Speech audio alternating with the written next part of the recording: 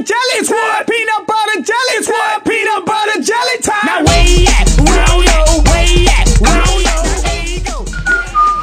Hello everyone, it's the HollisDuo again, coming at you guys today, President's Day. Happy President's Day and happy belated V-Day. Can you say Valentine's Day, please? Valentine's Day. Happy belated That sounds like a little something that you ain't supposed to have.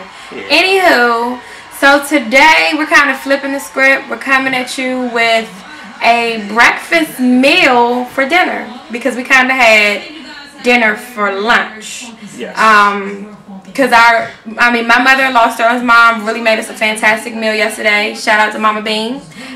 It was just so much food that we can't even eat all of what we thought we was going to eat tonight. So we're going to have a simple menu tonight. And we are having the BLT and P with fried potatoes.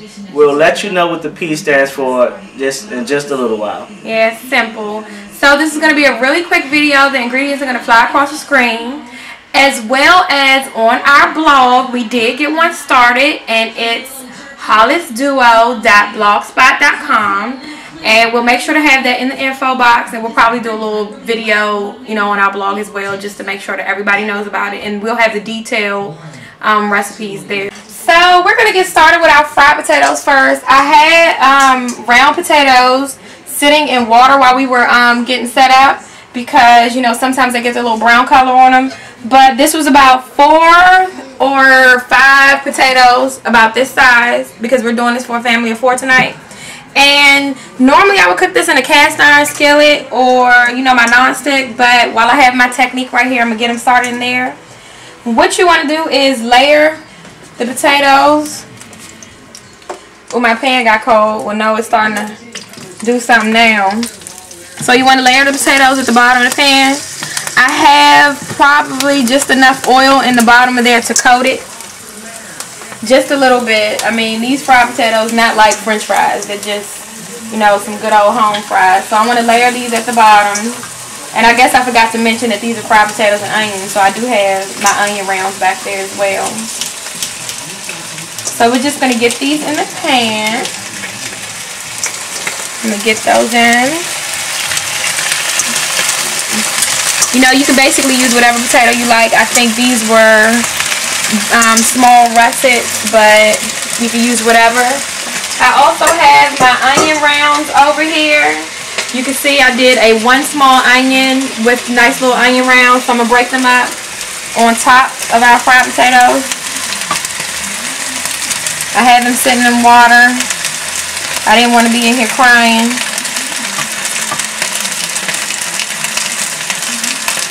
So we get the onions layered on top.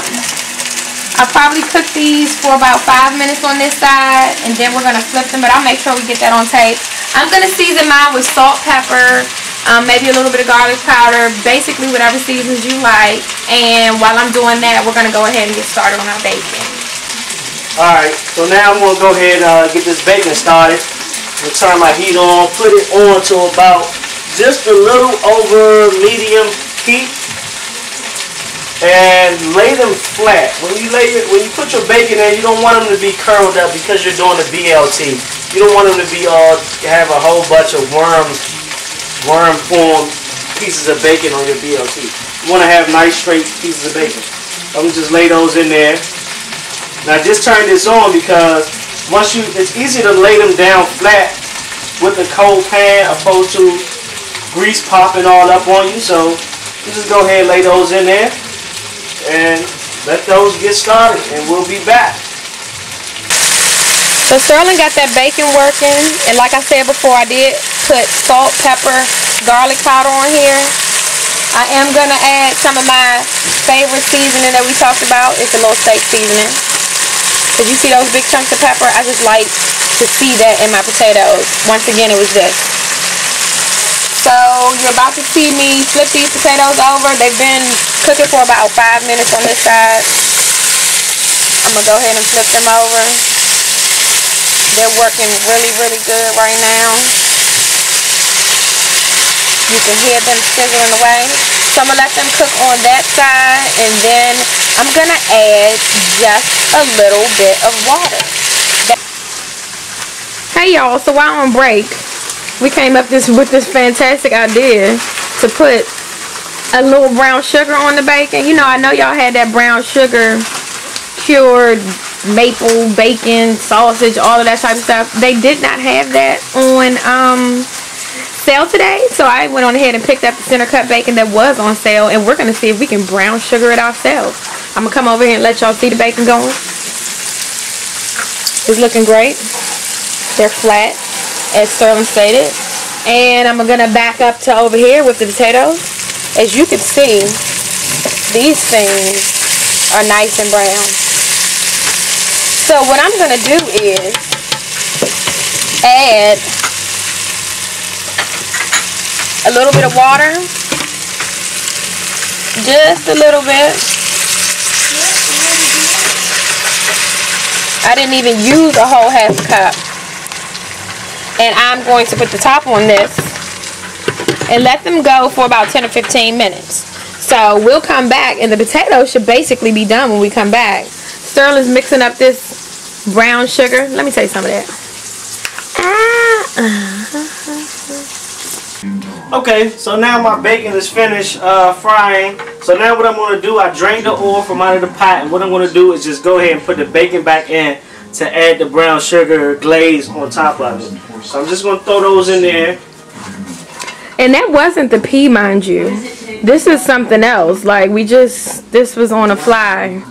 So he's just going to put a little bit of brown sugar on it. Not too much. Just to give it a little hint. The pan is still hot, so I'm just going to, I'm just going to sprinkle it on there and just kind of move the bacon around in it, I'm not going to fully coat it. Yeah, you don't want that taste, the brown sugar taste to overtake the taste of the bacon. So he has that working. The potatoes are done.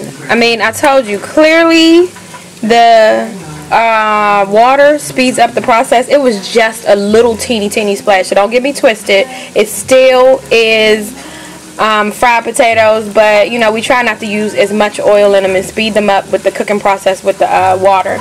And over here we have our bread. This is Italian bread, but we're gonna get 8 slices of that going for the whole family. And we have tomatoes and lettuce ready to go on those BLTs.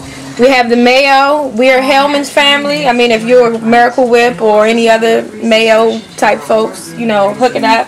But here's the pea, YouTube. Pepper. We like a little pepper on the bread. I know y'all probably do too, but that's our BLT and P, and I guess Sterling added a BLT and another B. So now we're just going to go ahead and assemble our sandwiches. When we come back, the kids will be sitting, and we will be sitting. So you see, we got our sandwiches prepared. You see the pepper, mayo, nice caramelized brown sugar sandwiches, the tomatoes peeking under there. Potatoes on the plate. I'm just going to plate this one over here, and we'll get our sandwiches on the plate and cut, and then we'll be ready to go. We're back on our couch. As always, one day we're going to make it to the dining room table, back to it. We used to do so well, but all of these shows, I mean, we get sidetracked. So we have our ketchup here, and Sterling has something special he wants to share with everybody. This right here, I picked this up at this specialty store.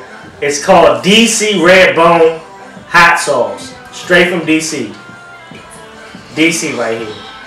I'm going to use this. It's really hot. So if you don't like stuff hot, then don't try to use that hot sauce. Sometimes I put hot sauce in the potatoes while they're cooking, courtesy of my daddy, because that's the way he used to do it. But the kids are here, and we didn't want to make the food too spicy for them. So we have our potatoes, we have our BLTs. We have water. Nice, trusty Deer Park. So, as always, everybody, remember, love starts in the kitchen. Peace. See you later. Bye.